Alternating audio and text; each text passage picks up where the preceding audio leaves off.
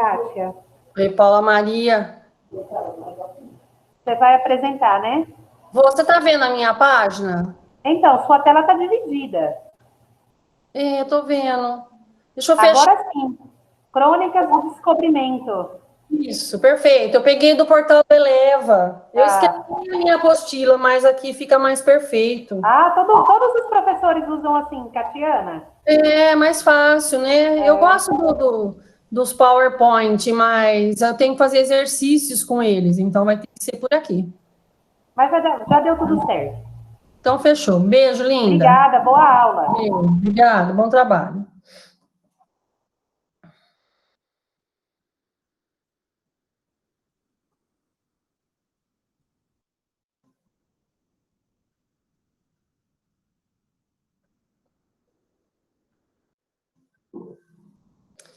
Oi, Bruno, bom dia, meu bem. Tudo bom?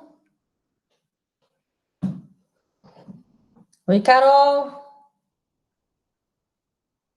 Oi, Sara. Tudo bom? Sim, você? Eu vou tentar pôr no PG uma presença para vocês aqui, assim a gente não fica perdido depois. Tudo ótimo. Oi, Ju. Bom dia, Sara. Bom dia, Melissa, Nicolas, Miguel, Duda Marconi.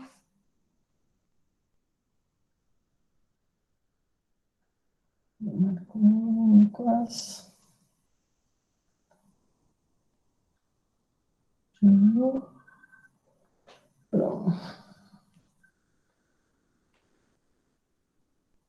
Pessoal, a gente vai. Vocês já pegaram a apostila 3? Já.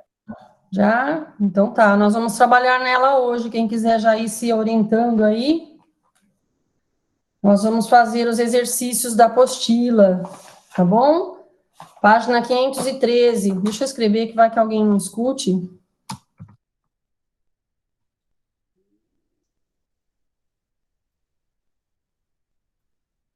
Nós temos que dar uma adiantada nos exercícios. Oi, Paulo. Não sei se vocês têm feito os exercícios. Oi, Letícia. Eu acho que não tem feito, né?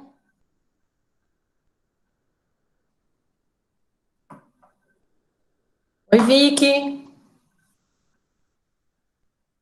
A gente precisa dar uma adiantada nos exercícios. Oi, Nayara. Tudo bem, Flor? Porque quando a gente Tudo volta... e você? Tudo ótimo. Oi, Tá Alan. linda hoje. Bom dia. Acho que é porque eu tomei banho agora. Oi, Alan. Deixa eu só escrever. Eu estava escrevendo aqui e eu parei. Ah, então tá. Nós vamos fazer os exercícios da apostila, crônicas do descobrimento. Nós já falamos sobre elas, ok? Mas nós precisamos fazer os exercícios, que são, a maioria deles, interpretação de textos, e isso é muito importante para vocês, tá? Interpretação de texto, às vezes é fácil, às vezes não é, ok? Todo mundo com a apostila aí já? Oi, Pedro, tudo bem com você?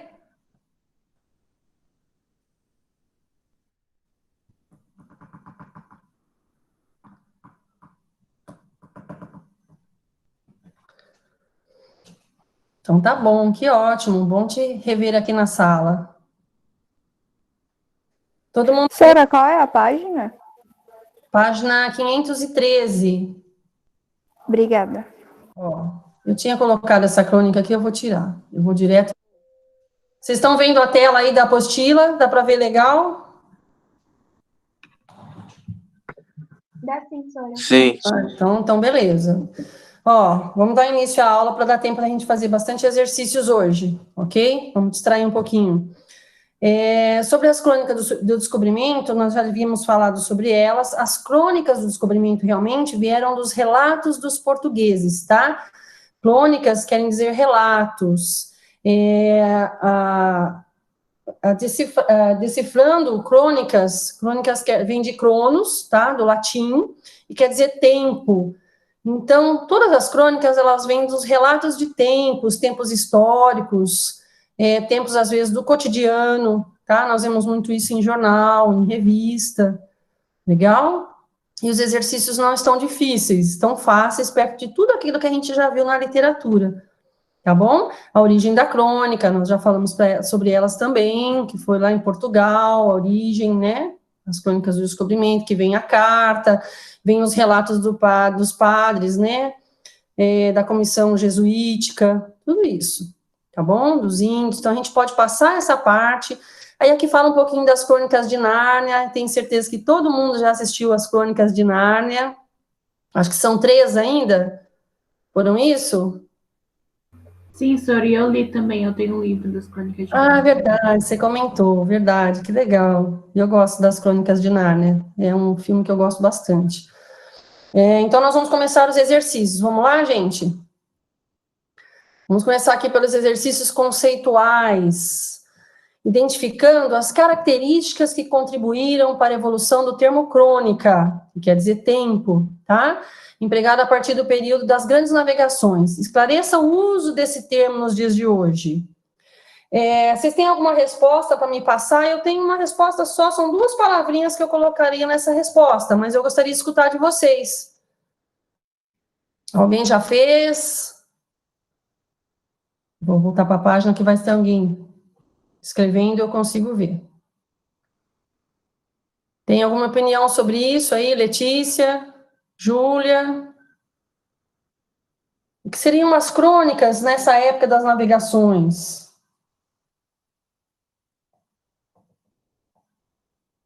Senhora, como você disse, eram os relatos, né, dos portugueses. Perfeito. Então, a resposta para essa pergunta, vocês podem colocar relatos históricos, tá? Porque nessa época, realmente, eram só os relatos históricos, ok? Então, as crônicas do descobrimento vêm dos relatos históricos, resposta da número 1, tá bom? Vamos para a segunda. Esclareça a importância que se deve atribuir às chamadas crônicas do descobrimento. A importância também, alguém quer falar alguma coisa? Eu posso ir conversando com vocês. Paulo não está... Senhora, Pode falar, Bruno. a partir delas, a gente pode ter uma visão, né, de como como eram as coisas naquela época, só que o duro é que a gente tem uma visão, assim, só de um lado, né? Eles mostram como estava a situação da época, né, como era o Brasil, como era a população da Sim, época, só que não tem uma visão dos 2 lados, mas sim de um lado só. sim, que é dos portugueses, né? Infelizmente é bem Sim, isso. Então é isso. A resposta da número 2, vocês podem colocar que veio. A resposta seria as origens, tá? Das crônicas, que eram sobre as histórias do país, tá? Que nessa época eles relatavam as histórias do país, no caso, o Brasil, tá bom? Então as origens vieram das histórias do país, que é o Brasil. Foi sobre isso que eles falaram, tá? Na questão 2 aqui, tá bom? Agora nós vamos para a 3. Alguém quer ler? Quer ler, Bruno? A literatura de informação aí para mim? posso ler, senhora? Pode ler, então.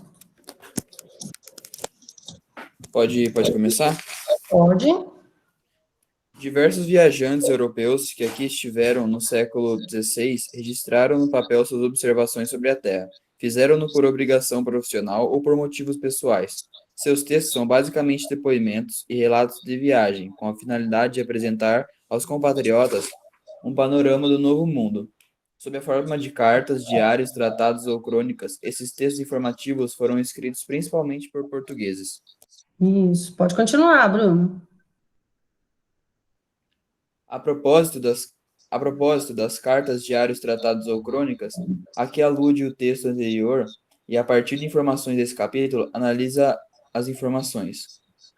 Tais obras visavam a tornar mais acessíveis aos indígenas os dogmas do cristianismo. Pode Será? responder? Pode dar opinião ou não?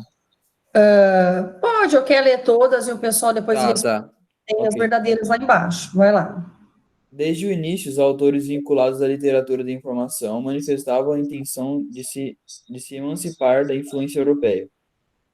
3. Essa manifestação literária apresenta-se como reflexo do espírito expansionista da época. 4. Essas produções eram constituídas por obras literárias de degregados obrigados a se instalar no Brasil.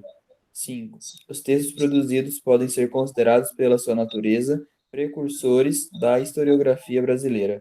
6. Nessa literatura são apresentados testemunhos que aliam a curiosidade geográfica e humana ao desejo de conquista e domínio por parte da coroa portuguesa. 7. Os textos relativos a esse momento eram compostos por descrições e indicações de características da paisagem, povos e costumes da nova terra. Legal, tem bastante coisa aí falando sobre aquela época, né? Eu só vou reforçar um pouquinho vocês, lembrar que a literatura de informação é a literatura daquela época. Um documento que é uma literatura de informação é a Carta de Pero Vaz de Caminha, tá? Lembra disso, porque ele trazia a informação do país, tá? Do Brasil naquela época, tá? Então, isso quer dizer literatura de informação, ok? Alguém já respondeu ou quer ir respondendo? Quer ir fazendo, Bruno, pela primeira? Tá, se quiser eu vou lendo de novo, senhor. Vamos colocando e se alguém tiver alguma dúvida, vamos falando junto. Ok. Vamos assim, ó, essa do cristianismo, a primeira, tais obras visavam a tornar mais acessíveis aos indígenas os dogmas do cristianismo? Isso é Não, eu acho que não, senhor. Essa é falsa. Essa é falsa, tá? Não tem nada a ver os indígenas naquela época com o cristianismo. A gente estava entrando no catolicismo, então fugindo um pouco desse cristianismo, tá? A primeira já é falsa, ok? A segunda, desde o início, os autores vinculados à literatura de informação manifestavam a intenção de emancipar a influência europeia?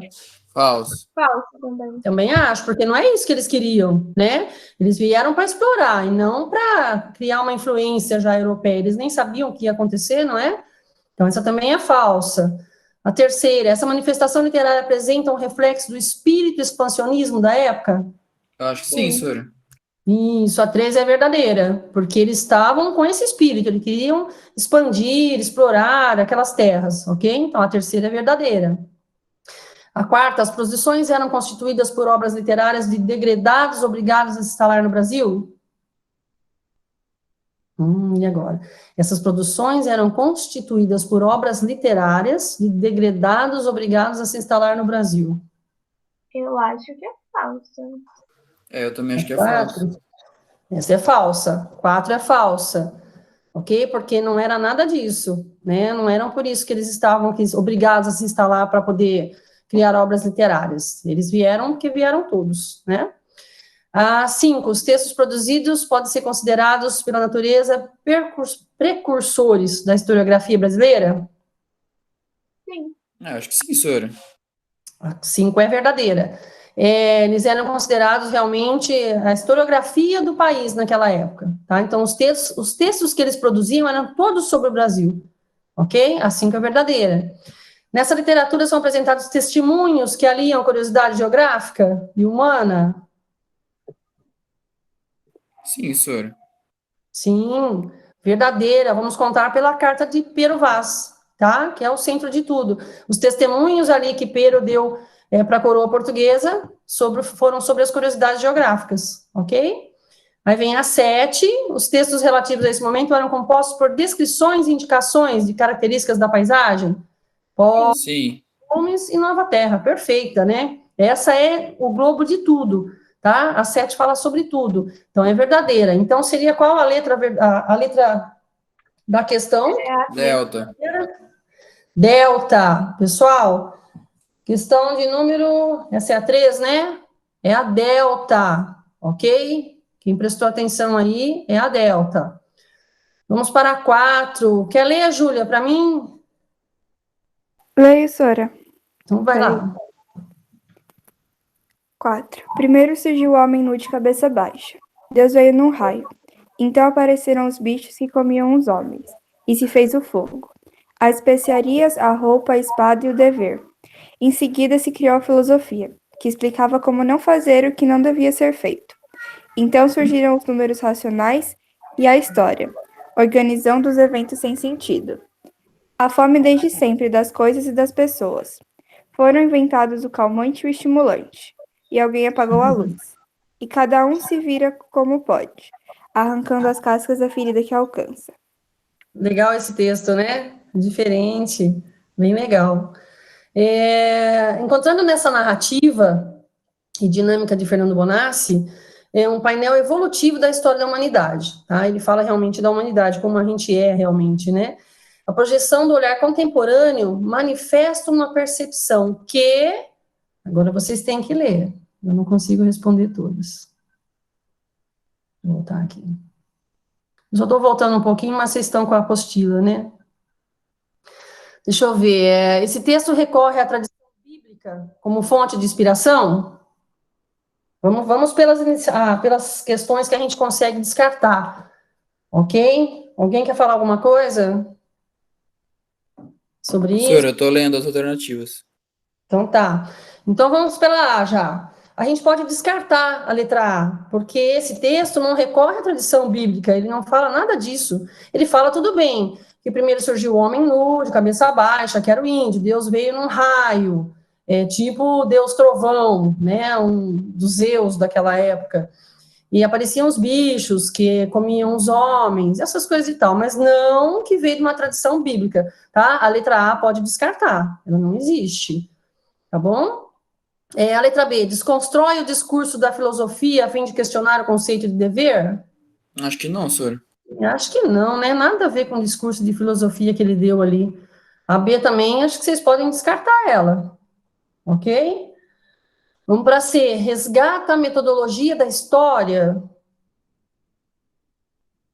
E aí, alguém tem alguma resposta? Ela resgata a metodologia. Eu acho que não. Metodologia quer dizer ensino, tá bom? Da história, eu acho que não, né? Não está resgatando nada, ele só fez ali filosofou um pouquinho e contou umas coisas sobre o homem e sobre a vida, né? Então, a C também a gente pode descartar. Transita entre humor e ironia para celebrar o caos da vida cotidiana? E aí? Eu acho que sim, senhor, eu acho. Acho que a B pode ser? Eu também. Deixa eu ver. Vamos para E, para a gente não descartar essa ainda. Satiriza a matemática e a medicina para desmistificar o saber científico? Não. Ele nem Não. falou nem da matemática e nem da medicina, né? A eco nem faz sentido, senhor. Nossa, sem chance. Ó, então a resposta realmente, Júlia, é a letra D, ok? Transita entre humor, porque é uma ironia o que ele fala aqui, e humor, né? Ele fala até engraçado, falando que a gente arranca as cascas da ferida que alcança, ok? É muito irônico, tá bom? Então a resposta da 4 é a letra D, tá bom, gente? Ó, se estiver indo muito rápido, vocês me falam para a gente vai um pouquinho mais devagar, tá? Tá tranquilo, senhor. Então tá, dá para ir, porque elas são fáceis, né? Não tá difícil para responder, não. E é coisa que a gente já viu, então não tem como não saber agora, né? Eu vou ler só a pergunta, Carol, depois você lê para mim o texto. Ó, a Carta de Pero Vaz de Caminha é o primeiro relato sobre a terra que viria a ser chamada de Brasil, tá? Ali se percebe não apenas a curiosidade do europeu pelos índios, mas também pasmo diante da exuberância da natureza na nova terra, né? Com suas riquezas, o ouro, as frutas, sobretudo, tá bom? Tendo em vista, leia o fragmento a seguir. Carol, você pode ler? Posso sim, senhora. Vamos lá, meu bem. Esta terra, Senhor, parece-me que, da ponta que mais contra o sul vimos, até outra ponta que contra o norte vem, de que nós deste ponto temos vista, será tamanha que haverá nela bem 20 ou 25 léguas por costa. Tem, ao longo do mar, em algumas partes, grandes barreiras, algumas vermelhas, outras brancas. E a terra por cima é toda chã, e muito cheia de grandes arvoredos. De ponta a ponta tudo praia redonda, muito chã e muito formosa. Pelo sertão nos pareceu, vista do mar muito grande, porque a estender de olhos não podíamos ver senão terra com arvoredos, que nos parecia muito longa. Nela até agora não podemos saber que haja ouro, nem prata, nem coisa alguma de metal ou ferro. Nem o vimos, porém a terra em si é de muitos bons ares, assim frios e temperados como os de entre Douro e Minho, porque neste tempo de agora os achávamos como os de lá. As águas são muitas e infindas, e em tal maneira é graciosa, que, querendo aproveitá-la, tudo dará nela por causa das águas que tem. Que bonito, né? Descrevendo o Brasil com força, né? Tem lugares que a gente visita hoje que são assim ainda, né? São preservados, Assim, praias que são maravilhosas, praias ainda inabitadas no Brasil. É bem isso mesmo. O Brasil é muito lindo. É pouca coisa, hein? Não fala assim. Não, tem bastante ainda, Bruno, bastante coisa que vocês não conhecem. Eu falo É o Alan Soro. inexplorada, pô. Alan, desculpa. Alan. Oi, bem. Eu falo de coisa inexplorada. Inexplorado? Entendi. Desculpa. Pensei que você dizia. Coisa bonita tem, só que Isso tem. inexplorada não. São poucos, né? Poucos lugares. Às vezes eu descubro alguns, eu entro na internet para dar uma olhada, se vocês procurarem, vocês vão ver. É que, para quem gosta de praia, né? Eu gosto muito de praia, então eu gosto de olhar as praias. Tem prainhas assim, outro dia eu conheci uma praia em Ubatuba, não tinha ninguém, super isolada, sabe? Meio difícil o acesso, mas um lugar lindo, lindo e inexplorado, né? Não tinha ninguém, não tinha sujeira, não tinha nada. Muito bom, muito bom. Mas vamos lá, vamos voltar à questão. Esse fragmento apresenta-se como um texto. Vamos lá, descritivo, uma vez que caminha ocupa-se em dar um retrato objetivo da Terra. Narrativo, pois a carta é basicamente uma narração da viagem de Pedro. Argumentativo, pois Pedro Vaz de Caminha está preocupado em apresentar elementos que justifiquem a exploração.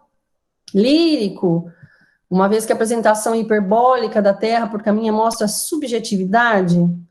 Ou narrativo argumentativo, pois apresenta a sequencial dos elementos físicos da Terra. E aí, vamos responder? Ô, Sora, não é uma coisa tão objetiva assim. Não, pior que não, Bruno. É uma coisa bem simples, porque ele descreve, né, realmente a Terra, ali, falando da sua formosura, do seu mar, de tudo. Vamos dizer assim, vamos fugir já da E, tá? A resposta da E, narrativo e argumentativo. Ele não narrou e argumentou o porquê estava tudo aquilo ali, e nem colocou um ponto final, né? Porque ele só fez a narração e ficou na narração, não teve argumentação. A letra E vocês podem descartar.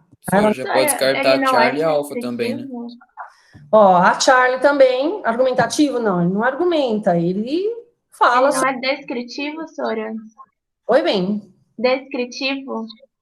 Seria a letra A, descritivo. Essa está muito fácil, né? Ele descreve ali o Ô, retrato Sora, da Terra descoberta. É só isso que ele faz realmente, né? Pode falar, Bruno. mas tipo assim, a letra A fala assim, que é descritivo, uma vez que caminha ocupa-se de dar um retrato objetivo da Terra descoberta. É que nem a senhora falou, não é algo tão objetivo, tem traços Não. de subjetividade. Tem um pouco, mas você desculpa, eu não tinha visto a resposta dele em cima. Porque eu fui que ele fala de subjetivo das outras, né? Então, assim, ele foi objetivo no que ele quis passar para a coroa. Então, aí tem um objetivo. Subjetividade seria se ele saísse de uma terra para outra, ou ele falasse mais de uma coisa sobre outra. Então, se ele fosse somente no ouro, falasse só do ouro, tá? Professora, por que não seria a delta? A delta, porque não é lírico, né? Nós sabemos que a carta de Pero Vaz de Caminha foi uma descrição da Terra, né? Foi uma crônica, tá? Então ela não é lírica. A lírica seria mais a cantoria, né? E essa foi uma carta, tá? O lírico foge totalmente dessa carta, tá? A apresentação Tudo bem, senhora. da Terra não foi isso que ele fez. Então lembra disso, o lírico vai muito pela musicalidade, tá bom? Lembra disso do lírico, essa aqui dá para descartar facinho ela não é lírica, ela é uma descrição, realmente, do que tinha naquela terra, naquela época. Então, ele somente descreveu, ele foi no objetivo da terra descoberta, Bruno, é bem em cima disso que ele foi no objetivo, tá bom? Então, não entra a subjetividade, porque ele não falou sobre uma coisa só, não foi subjetivo naquilo só, ele falou sobre a terra toda, sobre os índios, sobre as frutas, sobre tudo, os costumes, tá bom? Então, Professora, letra A, realmente, é descritivo, pode falar. só voltando na questão 4, o gabarito fala que é letra A. Pra mim não faz sentido, mas o gabarito traz letra A, Gabarito, traz alfa. peraí. Letra 4. Professora, e o gabarito também não tem resposta para 5. Então, no meu ele tem, viu? Na 4, o meu ele tá na ironia. Realmente, quando eu li, eu já fui direto na ironia, tá? Não tinha como fugir transitando o humor e a ironia. É a primeira coisa que eu fiz, né? Não fui a tradição bíblica, que não fala da Bíblia ali, né? A forma Então não faz sentido a alfa. Não, a alfa de jeito nenhum, eu não iria nela. Mas pelo meu gabarito, mas eu vou pesquisar aqui de novo no gabarito. De você está diferente? Agora, na 5, a sua está sem resposta? Tá. Então, a 5 é a A também, tá? Pelo meu gabarito aqui, eu tenho a resposta também. Eu sempre costumo fazer antes, porque às vezes também eu brigo com os gabaritos, tá bom? Eu falo, nossa, eu preciso entender por que essa resposta, que às vezes a gente discorda um pouquinho, como a gente fez agora na objetividade. Mas a resposta da 5 no meu também é a letra A, ok? É o descritivo. Mas deixa essas duas aí que eu vou pesquisá-las de novo, mas só de fazer elas, de você ler os textos, tanto que eu nem discordei de vocês. Foi vocês que fizeram a 4, que eu já tinha a resposta, né? Eu já tinha feito ela, e a 5 também, tá? Pelo descritivo. Eu poderia até puxar um pouquinho para o B, tá? Na 5, é uma narração, né, da carta. Sua frota ao Brasil, relatando a sucessão de eventos, tudo que ocorreu desde a chegada dos portugueses. A B poderia até entrar nela também, mas pela resposta do meu gabarito também está a letra A. Tá bom? Mas segura essas duas aí que a gente vai olhar direitinho depois, tá bom? Vamos para exercícios contextualizados. Alguém quer ler a 6 para mim? Tem mais alguém com microfone? Eu tô com o microfone, professora. Perfeito. Vai lá, Duda. Lê pra Pode gente. ler? Pode ler. Descobrimento. Abancando a escrivaninha em São Paulo. Na minha casa da Rua Lopes Chaves. Do sopetão senti um friumê. É friumê que fala? Friumê. Friumê quer dizer frio, tá bom? Friume por dentro. Fiquei trêmulo, muito comovido, com um livro Palermo olhando para mim. Não vê que me lembrei que lá no norte, meu Deus, muito longe de mim, na escuridão ativa da noite que caiu, um homem pálido, magro, de cabelos escorridos nos olhos, depois de fazer uma pele com a borracha do dia. Faz pouco se deitou e está dormindo. Este homem é brasileiro que nem eu. Legal. Bonitinho, né? Vamos lá, gente. O poema Descobrimento de Mário de Andrade. Esse poema é bonitinho. Acho que não sei se alguém já tinha escutado falar sobre ele. Ele é bem bonitinho. Vamos lá para a questão. O poema de Mário de Andrade marca a postura nacionalista manifestada pelos escritores modernistas.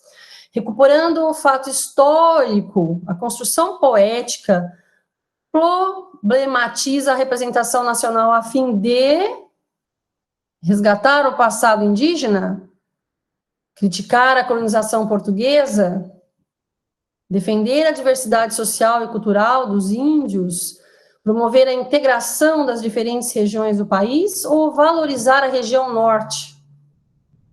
Se vocês quiserem ler o poema de novo sozinhos, leiam para responder essa para mim.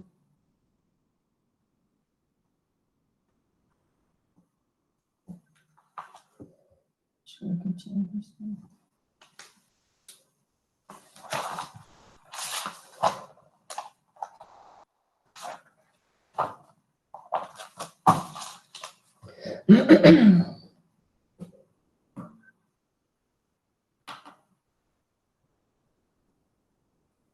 E aí, alguém já tem resposta? Tá fácil, gente. Senhora, eu tô pensando na B. A B, deixa eu ver a B. Criticar a colonização portuguesa no Brasil, Bruno? Será? Senhora, eu tô pensando. Então, dá uma pensadinha. Alguém tem outra resposta?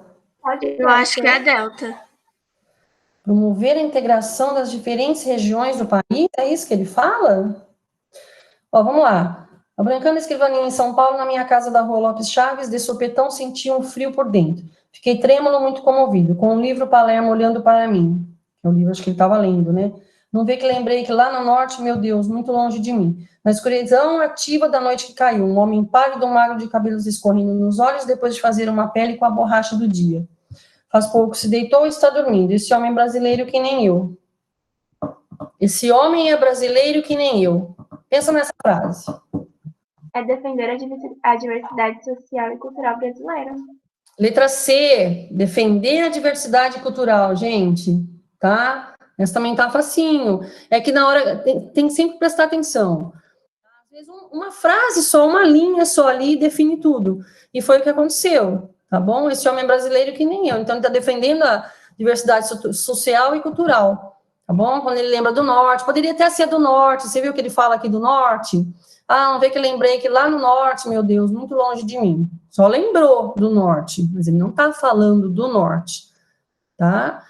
Diz que o homem também sofreu, tá com frio, depois ele tá lendo, tá? Ok? Resposta da 6, letra C, defender a diversidade. E aí, Bruno, quer debater sobre ela ou deu para prestar atenção? Não, senhora, é que eu estava pensando só na É, B, não era a os resposta final. poemas, a interpretação de texto, gente, não parece fácil, mas não é, tá bom? Às vezes são coisinhas ali que você lê que pega. Ó, a resposta da 4 e da 5 eu vou falar já para vocês. A 4 é a D realmente, tá? E a 5 é a letra A realmente. Eu vou tirar um print depois e mandar para vocês, ok? A resposta que eu tenho, Ok. eu não É que o debati com gabarito deve ela. estar errado mesmo, né? Olha, às vezes acontece, tá? Já aconteceu comigo, tá? Mas não vamos generalizar, tá bom? Coisinhas de impressão, isso acontece. Mas quando eu fiz, antes de eu ver o gabarito, quando eu fiz, eu fui nas duas direto, tá bom? Depois que eu vi o gabarito, estava certo, beleza, deu para entender direitinho, mas depois refaça ela, tá bom? Leia de novo para a gente debater ela. Vamos na 7. Quem vai ler? Letícia, quer ler para a gente um pedacinho? Eu leio, sou. Então, vamos lá. Carta de Peruvaz. A terra é muito graciosa, tão fértil eu nunca vi. A gente vai passear, no chão espessa um caniço. No dia seguinte nasce bengala de cação de ouro. Tem goiabas, melancias, banana que nem chuchu. Quanto aos bichos, tem-os muito. De plumagens muito vistosas. Tem macaco até demais. Diamante tem à vontade.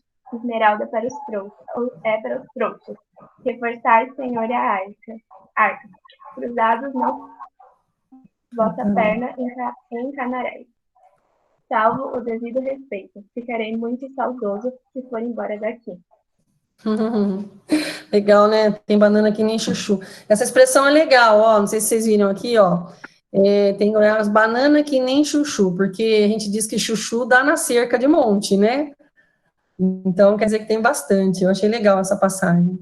Nesse texto, há uma sátira à expressão dar-se-á nela tudo, contida na carta, né? Marque a alternativa que confirma essa tendência. Essa não está muito facinho, não, mas leem aí e me passem a resposta.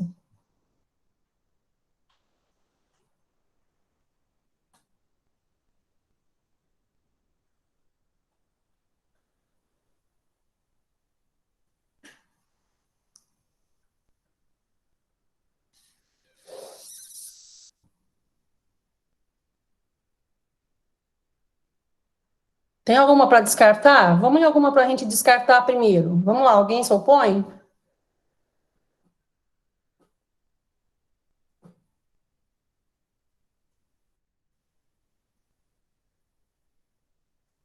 Ó, vamos descartar. B, senhora. Vamos ajudar vocês, ó. A B, a Ju tá falando? Nayara. Ô, Nayara, desculpa. Você acha que você acha que a resposta é a B? Não, que pode descartar. Pode descartar a B?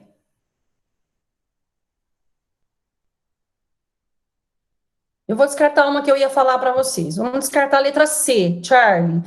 Porque ele não fala que dar-se-á nela tudo.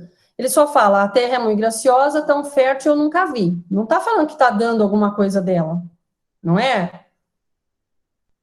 Então, a Charlie a gente pode descartar, tá bom? A terra é muito graciosa, tão fértil eu nunca vi, só, ponto.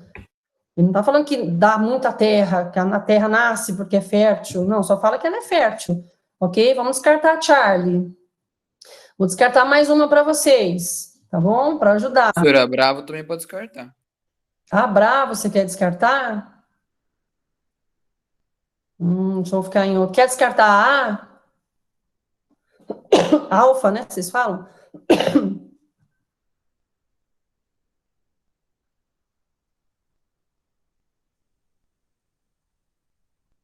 Pior que eu vou falar para vocês, Professor, eu acho que pode ser a B, sim. sim, eu achei ela Tá meio bravo. a resposta. Ó, gente, não, vou deixar vocês pensarem um pouquinho, mas vamos já responder. Para quem já leu, não conseguiu responder ainda, é porque não conseguiu tirar uma conclusão. A letra realmente é a bravo, tá bom? No chão espeta um caniço, no dia seguinte nasce. Cara, é muito. Professor, eu acho que quis Você dizer espeta hoje, amanhã já nasce? Como assim? Entendeu? É quer irônico. dizer que, quer dizer, tipo, dar-se anela tudo, é qualquer coisa que você planta dá, né? Então, Perfeito. É essa a resposta, Bruno. Perfeita a sua resposta. Porque diamantes tinha, esmeralda, bichos, goiabas, bananas, tem tudo. Mas se espetar um caniço e nascer no dia seguinte, cara, ele fala bem ali, né? Uma sátira à expressão. Dar-se-á nela tudo. Tá? Bem explicativa essa. Parabéns, Bruno. Gostei da sua explicação. É a B, tá? De bravo, ok? A 7. Beleza aí, pessoal? Alguém quer questionar? Paulo não está na aula hoje, é? Eu acho que ele entrou, mas saiu. Essa também é boa. Quem mais está aí? Camila está com o microfone? o Desculpa. Arthur tá, senhor. Ô, Tutu, vamos lá, lê essa para mim, Tutu. A 8.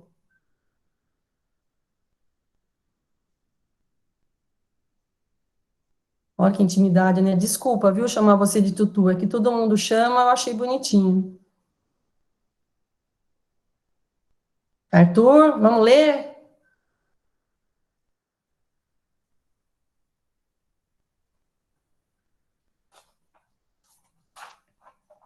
Ixi, cadê o Tutu?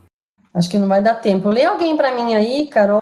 Ô, Sora, tá me ouvindo? Ô, meu bem, estou sim. Vamos lá, Você lê quer a que eu 8 faça? para mim. Leia a número 8, texto 1. Ixi, calma aí. Vai lá. Andaram na praia. Quando saímos, 8 ou 10 deles. E daí a pouco começaram a vir mais. E parece-me que viriam. Este dia, a praia, 400 e 450. Alguns deles traziam arcos e flechas, que todos trocaram por carapuças ou por qualquer coisa que lhes davam. Andavam todos bem dispostos, tão bem feitos e galantes, com suas tinturas que muito agradavam. Sim, o que eles falam, o que se fala nesse poema de Castro Alves aí, Castro Alves, não, desculpa, de Castro aí, a carta de Pero Vaz de Caminha, não é de Castro Alves mesmo, tá certo. Sobre a figura também, a gente vê, é bem o que ele fala aqui no texto, você vê na figura, né? Eu acho que quando os portugueses chegaram ali, ó, tá vendo na ilustração aqui dos indinhos, eles estavam assim, ó, todos pintados, com flechas apontando para os navios, tá vendo os navios aqui, as naus? É bem isso que ele estava falando, né, no quadro de Portinari. Então, vamos lá para a resposta, ó. Pertencentes ao patrimônio cultural brasileiro, a Carta de Pero Vaz de Caminha e a obra de Portinari retratam a chegada dos portugueses ao Brasil, tá? Com isso, nós podemos constatar aqui nas respostas que... Vamos lá para a resposta. Eu vou ajudar vocês, acho que eu vou descartar uma para poder ajudar. Vamos lá. Professora, a Charlie faz sentido. A Charlie, a carta, como testemunho histórico-político, mostra o olhar do colonizador sobre a gente da terra. E a pintura destaca, em primeiro plano, a inquietação dos nativos. Puxa, essa resposta é boa, né? Alguém discorda da Charlie? Alguém Não. fez? Eu concordo. Ela é muito clara, né? Muito facinho, tá vendo? Foi o que eu mostrei para vocês. Os índios estavam ali desesperados, inquietados, né? E então a resposta mais coerente aí mesmo seria a Charlie, né? A carta mostra o olhar do colonizador, que está chegando ali dos navios, e destaca a inquietação dos índios. Eles ficaram eufóricos, desesperados, né? Quando estavam chegando. Ok? A resposta da 8, então, é a Charlie, tá bom? Alguém discorda? A gente pode conversar sobre isso. Tá todo mundo tranquilo? Eu acho que sim. Vocês estão quietinhos hoje? Ninguém quer debater, ninguém quer falar nada. Puxa. Vamos lá, vamos partir então para os exercícios de aprofundamento. Olha, essa é grande. Quem está disposto? Camila tá aí, Camila? Tem mais alguém com microfone? Ou alguém que queira ler? Vai ficar. Professora, a Camila tá com o microfone. Camila? Vamos ler, meu bem? Eu tô, senhor. Então vamos lá. Ixi, isso é gripinha? Mas vai melhorar. Ó, lê para mim o texto 1, tá? O exílio, experiência da modernidade. O exílio quer dizer o isolamento, tá bom? Para quem não sabe, exílio é isolamento. Pode ler que o texto é grande. Nossa, pera, senhor.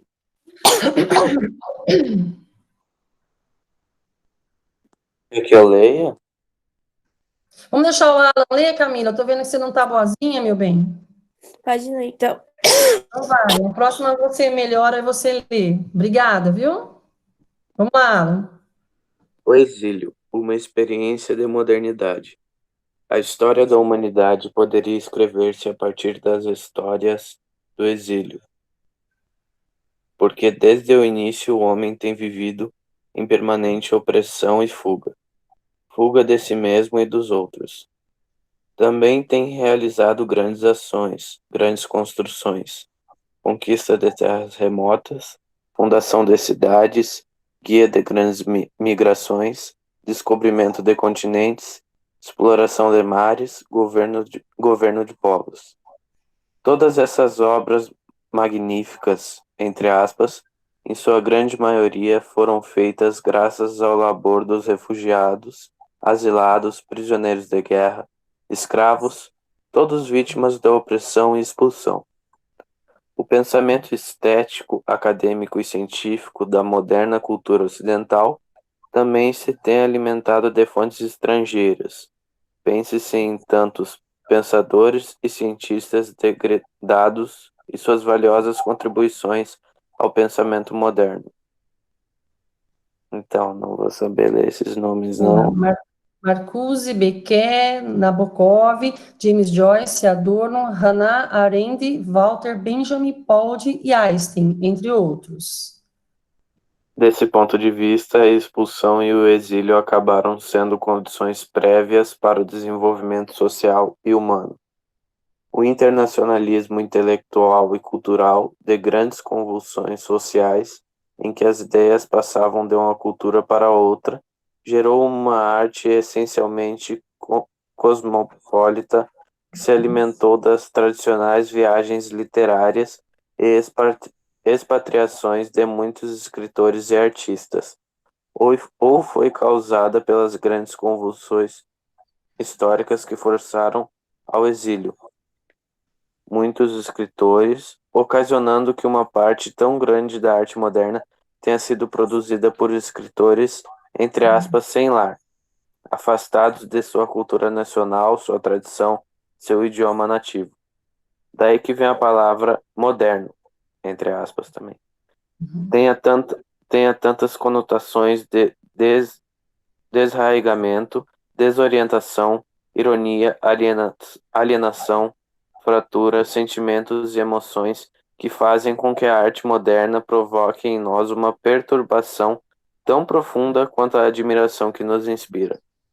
Porém, na escala do século XX, o exílio não é compreensível nem do ponto de vista estético, nem do ponto de vista humanista. O exílio é, segundo Edward Said, 2003, irremediavelmente secular e insuportavelmente histórico, produzido por seres humanos para outros seres humanos. É uma condição criada para negar a dignidade e a identidade das pessoas.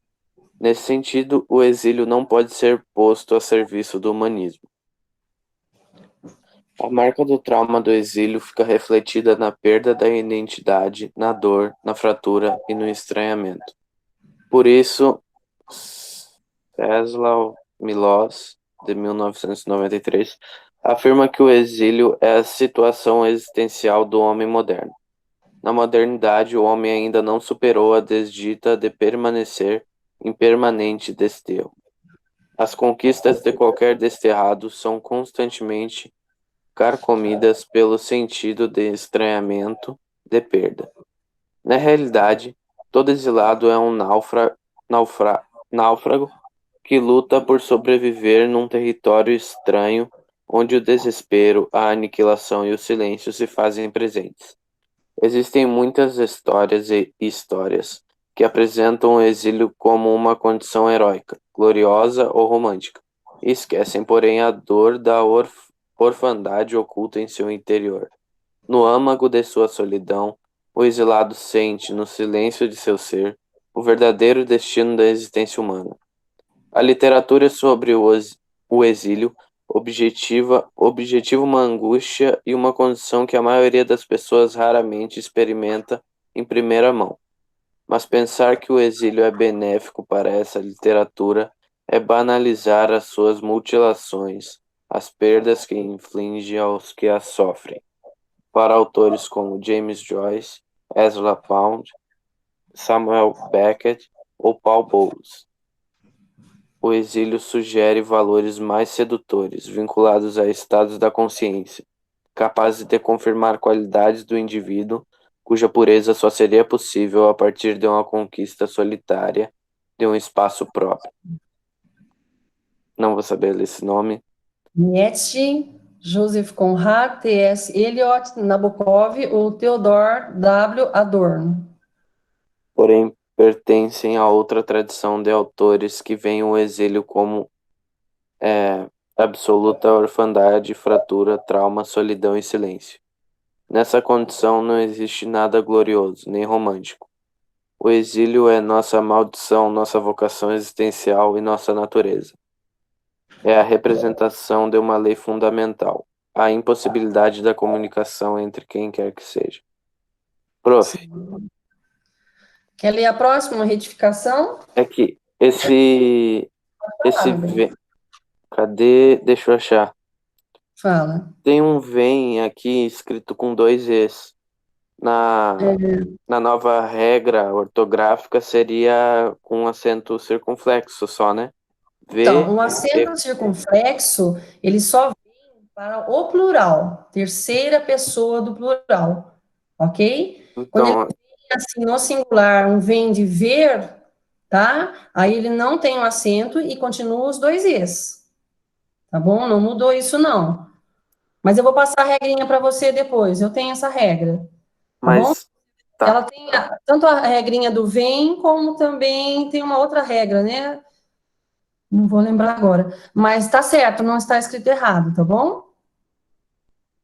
Beleza. Eu vou tirar um print aqui onde está esse vem que você leu, que agora tá. Ah, tô achando aqui, ó. Adorno, porém, pertence a outra tradução, de autores que veem o auxílio como absoluto. Esse vem é de ver, tá? E ela está no singular. Então, se usa os 2 Es ainda e não tem o circunflexo. O circunflexo seria para o vem de vir, tá? De voltar, e seria no plural. Ok? Pessoas, vocês estão me escutando? Entendi. Tá? Mas eu mando para você a regrinha. Vamos ler o segundo texto, que dá tempo ainda. Vamos lá, Alan? Vai o Bruno, senhor. Termina, só falta esse pedacinho. Retificação. Retificação. As palmeiras derrubaram para no lugar construírem uma autoestrada. O Sabiá ganhou um festival nos idos de 68, mas está sendo rapidamente exterminado, ou anda preso em alguma gaiola. O exílio de minha terra deixou de ser uma canção. Ok, perfeito. Obrigada, viu, Alan? De nada. Muito obrigada, foi ótima a sua leitura. A gente vai ter que encerrar, porque a aula cabe em 1 minutinho. Eu vou passar a lição de casa para vocês, o 9 a 10, tá bom? E nós vamos corrigir na próxima aula, e depois nós já vamos entrar nos exercícios do quientismo também, que estão na apostila, tá? Foi rapidinho, tá vendo? Deu para todo mundo se organizar aí, né? E responder, realmente. A gente tem que fazer os exercícios. Por mais que eu dei para vocês uns exercícios no PowerPoint, umas coisas mais simplesinhas, mas a gente precisa fazer os da apostila, que eles são um pouco mais difíceis, tá? Mas é bom para interpretar. Ok? Ó, tia Paula está falando aqui que na próxima aula continue nesse link mesmo, tá? Que eu acho que a tia Luciene daqui a pouco tá aí com vocês. Tá? Eu vou encerrar por hoje. Amanhã estamos aí. Amanhã tem as reportagens. Eu estou ansiosa, já recebi algumas, estão magníficas. Ó, agora a gente só tem que esperar do Alan que ele autorize também divulgar. Sora, Hã? O Alan, todo Fica mundo quieto tá aí, em Bruno, sai ô, fora. Sora, deixa eu falar, Sora. Pode falar, meu bem. Sora, não é justo. Todo mundo vai expor o trabalho e vai apresentar só o. Eu não quero que a nossa fique pra ninguém ver também, não. Não, quero dizer, eu quero que ninguém assisti a de veja. vocês. Então. Veja só a gente. Eu Eu assisti não agora quero que cedo. ninguém veja, não. Eu fiquei emocionada. Eu gostei muito, muito, muito. Ficou muito feio, Da Sora. Lelê. Eu acho que tem que deixar assim. Não. O Paulo está falando, vai contra as regras do MEC? Como assim? Não. O jovem tem que se expor, tem que se soltar. A gente não deixa vocês falarem o que vocês querem. Então, a gente também quer fazer algumas coisas. Se o jovem quiser. Ah, então tá. Vou começar a ser maldosa também. Quando eu não quiser alguma coisa, eu não vou deixar vocês fazerem, ok? Ok. Bom, aí vocês que sabem. Ó, mas tem umas lá que já estão, nossa, agora de manhã eu fiquei muito felizona. Ganhei o dia de novo, hein? Com o Bruno, Camila e Juju. Ganhei meu dia, muito obrigada. Gente, amanhã a gente está aí, vamos se divertir um pouquinho. Muito obrigada pela aula, pela presença de vocês. Fiquem com Deus, ok? Um beijão. Tchau, Sora. Tchau, Sora. Tchau, Sora. Por que o Bruno saiu? Sora, microfone. Quem? Não, Sora, aqui tá sem som. Tem que ligar. Você acabou de ser chamada de tia, prof. Eu chamei ela Bem, de eu tô tia. acostumada. Verdade. Eu chamei ela de tia. Não, você não, Gente, eu tô Carol. tão A prof. acostumada. Kátia falou, a tia Luciene vai entrar daqui a pouco. Ah, então. Mas acontece, gente, tudo bem. Eu já tinha, na verdade, eu tinha muito costume, né, de ser chamada de tia, porque antes de vir dar aula pra vocês, eu dava aula de música em uma escolinha.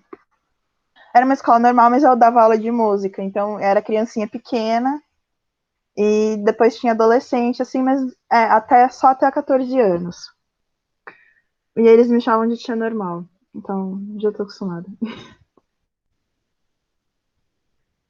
Como é que vocês estão, gente? Eu tô perdida no meu computador. A senhora mudou de cenário. Gente, eu mudei, minha vida tá um caos, entendeu? Eu mudei meu cenário, como vocês podem ver, olha só. Estou em outro ambiente. Tem que colocar um fundo verde, colocar uma floresta. Né, vou tentar, quem sabe, né? Assim que eu aprender a mexer em tecnologia, a gente tenta essa façanha. Aliás, eu já queria tentar algumas coisas, né? Mas não sei se vai dar certo. Vamos ver. Oh, meu Deus. Já começou dando errado. Vou compartilhar minha tela com vocês.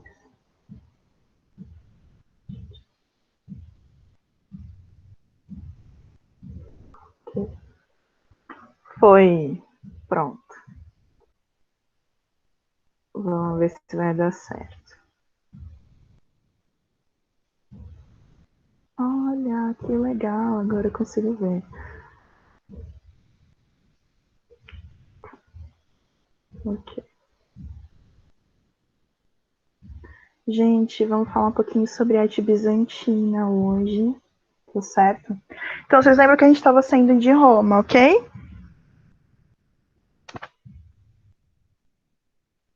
A gente estava saindo de Roma, mas na verdade a gente não vai sair. O que vai acontecer? O Império Bizantino ele vai aparecer quando Roma ela é dividida em duas partes, né? Entre a Roma ocidental e a Roma oriental, certo? O Diocleciano, está escrito aí na apostila de vocês que é o Diocleciano que vai dividir ela em duas, Mas antes disso acontecer oficialmente, né, ele vai fazer a tetrarquia, certo? E aí, depois da morte do imperador Teodósio, é que vai se dividir realmente, né, a Roma vai se dividir realmente em duas partes, e isso vai trazer muitas mudanças, né? Vai ter muito conflito entre as duas partes, certo? Não só a parte geográfica, né, mas principalmente porque eles vão ter muitas ideias diferentes, a religião vai ser diferente, como a gente vai ver agora, e eles vão fazer concílios para decidir coisas sobre o Estado, não só sobre o Estado, mas sobre o que faz parte da religião ou não. E há também uma ruptura aqui entre as religiões, ficando então o Império Ocidental, a Igreja Apostólica Romana, e a parte oriental vai ficar com a parte ortodoxa, certo? E vão surgir daí N conflitos, porque a parte romana, aliás, a parte ocidental, vai ter como base a língua latina, né? Então eles vão falar latim, então tudo vai ser escrito em latim. E a ortodoxa já vai ter tudo escrito em grego, né? Vamos lembrar que essa parte oriental, como a gente pode reparar, né, é a parte onde já tinha a dominância grega, né, onde a cultura grega já fazia parte. Já a parte ocidental, ela vai ficar com toda essa parte latina, né? Então, vai ser sempre predominantemente a parte oriental grega e a parte ocidental latina, né? Eles vão ter esses problemas porque também Roma vai querer ser a parte dominante completa. Deixa eu aumentar aqui. Então, Roma vai querer ser a parte completamente dominante, e a parte ocidental não vai aceitar isso. Eles vão falar assim, não, Roma tem realmente a sua importância, mas ela não é autoridade, então ela não tem que mandar em nada, ela só é a capital, é algo importante, mas não é ela que manda, não é ela que impera tudo.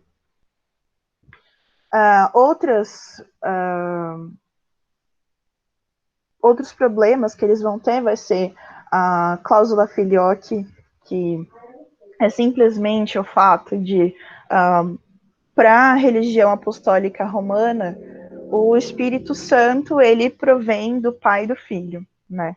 É uma trindade una. A Igreja Ortodoxa, ela já não vai aceitar essa heresia, né, por parte da Igreja Apostólica Romana. Eles vão ver realmente como um erro muito grave.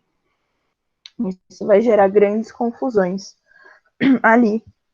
A Igreja Ortodoxa também vai ter maior flexibilidade. Ela vai ter ali um maior contato com o comércio, com culturas exteriores, certo? Então, ela vai ter muito contato com o Oriente Médio ali, com toda essa parte, né, com o norte ali da África e tudo mais. E isso já vai dar para ela, esse contato com culturas completamente diferentes, já vai dar outra cara para essa igreja ortodoxa, né?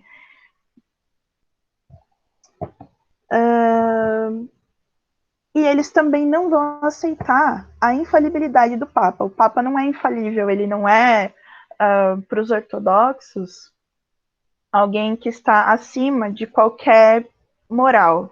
Não é ele quem vai ditar essa moral, certo? Posteriormente, Constantino vai levar a capital, que era Roma, para Bizâncio. Não simplesmente porque sim, mas como vocês podem ver aqui nesse mapa que eu coloquei aqui para vocês, Bizâncio ele fica na beira do mar, então ele vai ter muito comércio, é um lugar bom para ficar protegido, bom para ter muito comércio, o que vai dar para a parte da Roma ocidental essa característica comerciante e vai dar também vai trazer muito dinheiro, muita prosperidade, né, para a Roma Oriental. Já a Roma Ocidental não vai ter tantos contatos assim, e também vai estar com muitos problemas, porque ela já começa a ter ali problemas com o que os romanos vão dizer que são os bárbaros, na verdade, são ali os povos germânicos, né, os gaélicos, os celtas, eles vão ter muitos problemas com os celtas, inclusive com os hunos, né, o grande flagelo da Roma Ocidental é Átila Huno, que vai conquistar por um bom tempo, né, boa parte do terreno, né, do território, que vai levar à queda de Roma, né, a queda desse Império Romano Ocidental, o que não vai acontecer com a Roma Oriental, porque como a Roma Oriental ela vai ter dinheiro, elas vão pagar para essas pessoas não fazerem assaltos, certo? Gente, até aqui tá tudo certo, né? Vocês estão acompanhando? Sim, Sora. Tá de boa, Sora. Ok. Vou ver se eu consigo acompanhar o chat por aqui também. Bom, vocês estão vendo em volta aqui dessa pontinha no mapa, que é Bizâncio? Isso, gente, é simplesmente uma muralha. Essa muralha, como vocês podem ver, ela circunda toda a cidade, certo? Com aberturas para o mar apenas. Então, ela vai contornar a cidade toda. E a gente já viu muralhas, né, anteriormente, né, como a muralha da China. E essa vai ser é uma muralha muito boa também. A largura dela vai ser de 2 metros e eles vão ter vários dessas torres de observação para que eles possam ver quem está chegando, quem está saindo, fazer os anúncios, certo? De tem problemas ou não tem problemas. É ali que vão ficar também arqueiros, caso alguém esteja invadindo, né? E a parte interessante dessa muralha é que ela realmente circunda completamente a cidade de Bizâncio. Uma característica muito forte da arquitetura aqui é que por fora, né, essas igrejas, né, isso aqui é uma imagem de uma igreja na atual Turquia, né, que foi Bizâncio, foi Constantinopla, né, depois que Constantino morre, ela torna-se Constantinopla, e depois é a nossa Istambul, né, a nossa atual Istambul, na Turquia. E essas igrejas, por fora, elas têm que transparecer simplicidade. Por que isso? Há aqui, nesse tipo de arte, para essa época, uma necessidade de dizer para as pessoas, de todas as formas, como elas têm que ser, né? E se a gente lembrar como o cristianismo chega até Roma, né? O cristianismo, ele vem pela plebe, né? Ele vem pela parte pobre, né? Ele vem ali, circunda os escravos, a parte pobre, vai tomando corpo ali na cidade de uma forma geral, chegando, né, aos imperadores, e Constantino vai ceder ali essa flexibilidade maior, o direito, né, da religião cristã. E tornando-se oficial, né, ela passa a querer transparecer do que fala essa religião.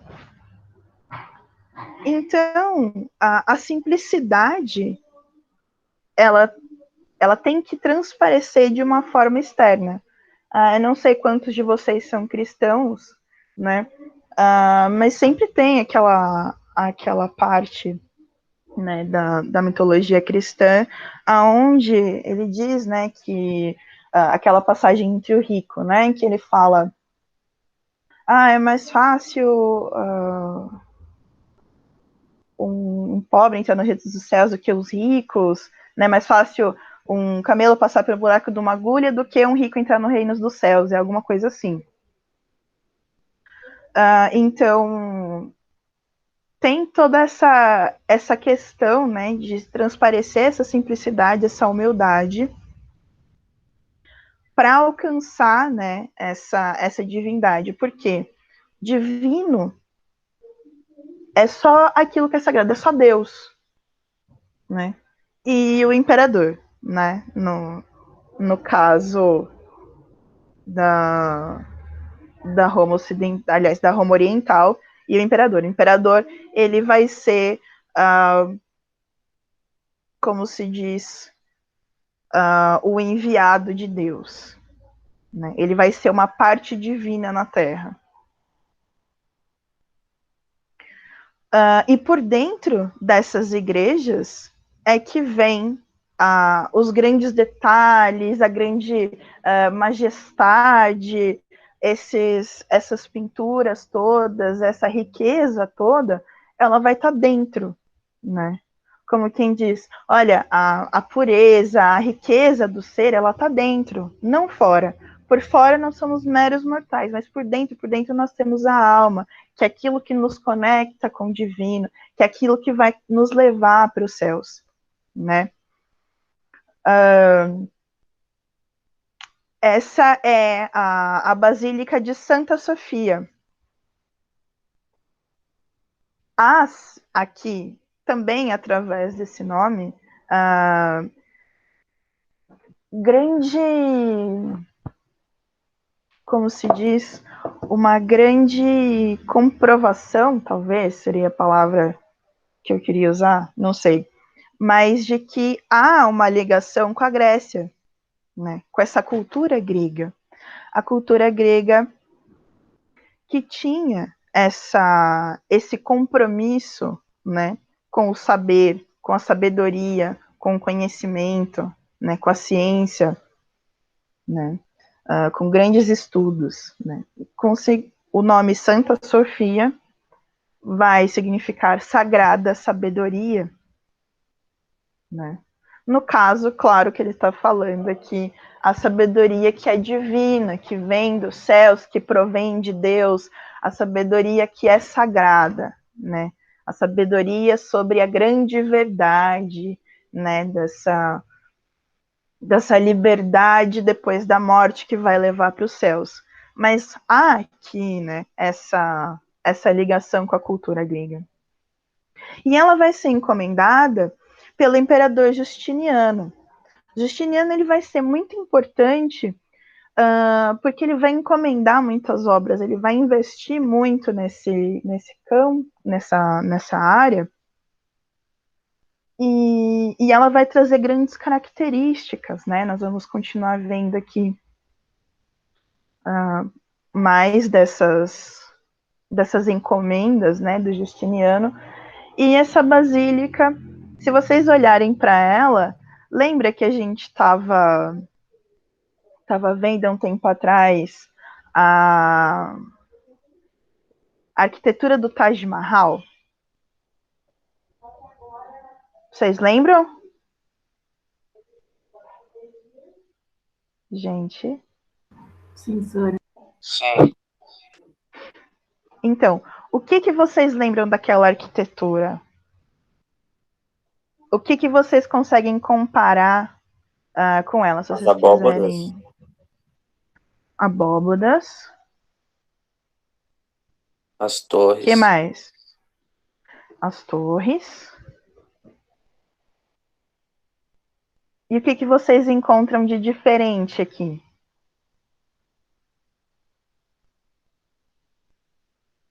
Senhora,